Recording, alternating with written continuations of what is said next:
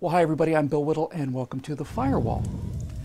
I think that the fundamental divide between liberal and conservative philosophy and policy comes down to how people feel about wealth. Not money. Money's just a unit of exchange. I'm talking about wealth, having more than you need to survive. Now, it seems that most modern liberals believe that wealth is essentially limited. They see the multimillionaire with the Learjet, the big car, and the 3 or 4 big houses as a villain because if wealth is more or less fixed, if there's a giant but limited pot of money out there somewhere, then the fact that he has more means that someone else has less. His wealth has to be the result of stealing from the poor. But we conservatives see wealth very differently. We believe that wealth can be created from thin air, that people can, through creativity, invention, and hard work, physically create new wealth essentially out of nothing. For us, the rich man with the car, the houses, and the Learjet is not a villain at all. On the contrary, he's a hero. Not a good man necessarily, that depends on the individual, but his personal wealth is just a small percentage of the much larger wealth that he has produced, which translates directly into hundreds or thousands or tens of thousands of new jobs and valuable products or services that wouldn't exist otherwise. Now, back in 1862, during the Civil War, the U.S. federal budget was about $530 million. In 2010, that number was $3.55 trillion. That's $3,550 billion. It's about 7,000 times more.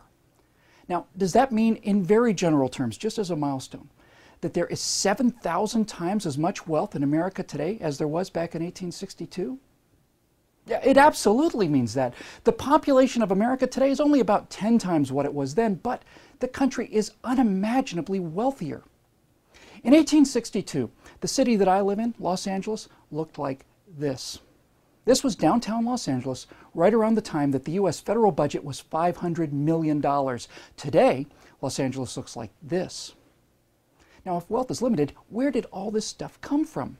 All of the shops, the restaurants, the 7-Elevens, and the endless rows of houses, each with automobiles, air conditioning, widescreen TVs, Xbox 360s, and all the rest. Where did the money, the excess wealth, come from to turn Los Angeles from a couple of huts into this? Oh, and by the way, this is a place where the poorest people have things that the richest people in 1862 never had or could have dreamed of buying. Things like antibiotics, electricity, cell phones, and 1,000 other common everyday miracles. Where did all of this spectacular increase in wealth come from? What caused it? Well, it was 3 things. Let's say that one day you sat down with a pen and paper and you wrote a hit song. Or maybe you're an architect and you drew floor plans for a new office building. Or maybe you patented the light bulb or the transistor or any of the rest. You created something in your head that wasn't there before, something that had value, which simply means that other people wanted it and were ready to turn over some of their extra money, their extra work tokens, in exchange for it. Now you see this? This is an iPhone. This iPhone costs more than an abacus because it does everything that an abacus could do 1,000 times more quickly and easily, and it does a bunch of really cool stuff that an abacus can never do.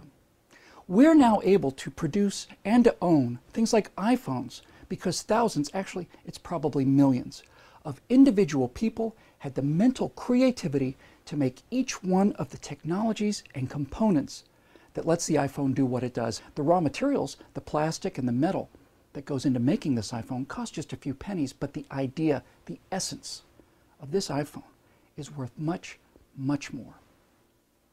But what about work that doesn't involve any creativity or inventiveness at all? Does that actually create wealth? Yes, it does. I was an office temp when I first got to LA, and one day I was led way in the back, past the cubicles, to a desk facing a cinder block wall. And there, I had to take one massive printout of customer names and compare them to an identical massive printout of checks issued, and to mark them off one by one to confirm that these people had gotten those checks. What had I done that was worth my $7.50 an hour? Well, I'd made that insurance company just a little bit wealthier.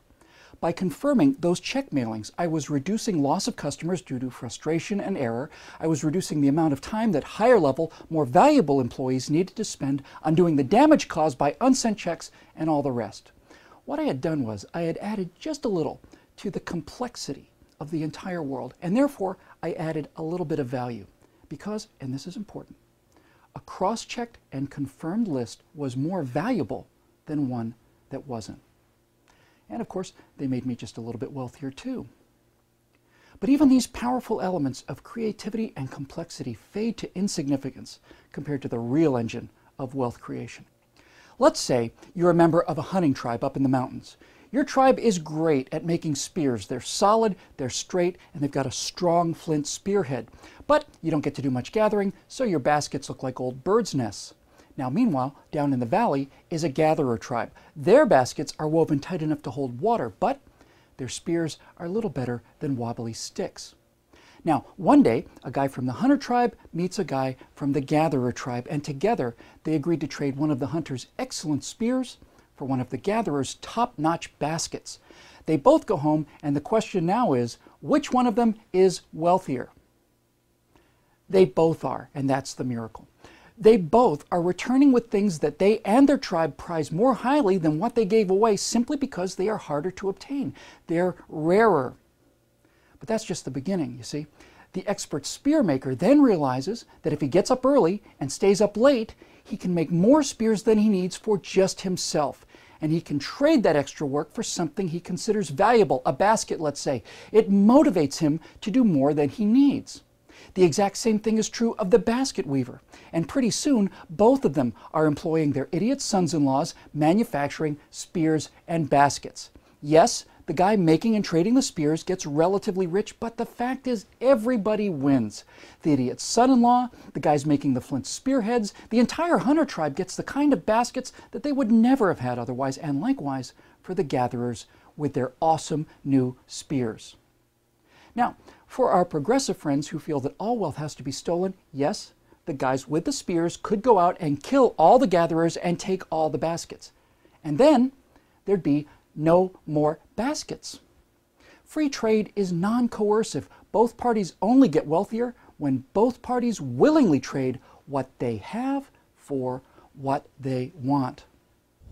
Now, in a similar vein, some say that America is rich because it stole all of its wealth from the third world. Well, let's blow this silliness away just real quick. U.S. GDP is about $14 trillion. The GDP of a third world country, Djibouti, let's say, is about $1 billion. Now, America has 400 times as many people as Djibouti, but Americans don't just produce 400 times what Djibouti produces. We produce 14,000 times as much as they do. If we sent in the U.S. Marines to take every single thing Djibouti produced in 1 year, just took every single thing, their entire GDP, well, that would power the U.S. economy for 38 minutes of the first hour of the first day of America's GDP year. If we took everything from the bottom 40 countries, it might run the U.S. economy for a day or two. The whole idea is ridiculous, at least to people who know how to add, subtract, multiply, and divide. My friends, whenever two parties make a free will trade, spices for wool, or grain for firewood, or even $3.50 for a Happy Meal, both sides benefit because the customer would rather have the hamburger and McDonald's would rather have the $3.50. Now, you're welcome to disagree with me, of course. You can email me a comment on why you hate business and corporations using your Apple computer while you sit at Starbucks and send messages down AT&T phone lines to YouTube servers running Hitachi hard drives, all of which is powered by something like Consolidated Edison, most likely generating electricity by burning oil provided by ExxonMobil. Now, if you want to hand deliver a message scratched on a tree bark using a sharp stick while wearing a grass skirt, I will be much more impressed with your moral outrage. Creativity, complexity, and free trade make people wealthy. We conservatives believe that this is the great miracle of a free country and a free people, and that the government is not capable of doing any of this. All that the government can do is regulate, constrict, and take away. Now, some regulations are good and appropriate, and some tax dollars are necessary, but every time we put the miracle of wealth creation in back of, rather than in front of, the government, ruin will surely follow. And that's the way things are heading. So that's why we have a Tea Party. And to keep these messages coming, go to declarationentertainment.com and become a citizen producer just like the rest of the kids on the block. I'm Bill Whittle. We'll see you next time on The Firewall.